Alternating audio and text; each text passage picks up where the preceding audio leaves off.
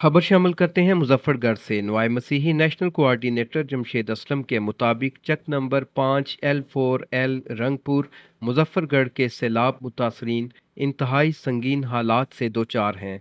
हालिया बारिशों और सैलाबी रेलों ने दर्जनों खानदानों को घरों में महसूर कर दिया है। मुतासरा खानदान भूख अफलास और बीमारियों के हदशात का शिकार हैं। खाने पीने का सामान मुकम्मल तौर पर ख़त्म हो चुका है, जबकि इमदादी सरगर्मियाँ न होने के बराबर हैं। मुकामी अफराद का कहना है कि कई दिनों से मुतासरीन तक किसी भी किस्म की रिलीफ या हुकूमती टीम नहीं पहुंची। खवातीन और बच्चों की हालत तशवीशनाक है और अगर फौरी तौर पर खुराक और पीने के साफ पानी की फ्राहमी न की गई तो हालात मजीद बिगड़ सकते हैं।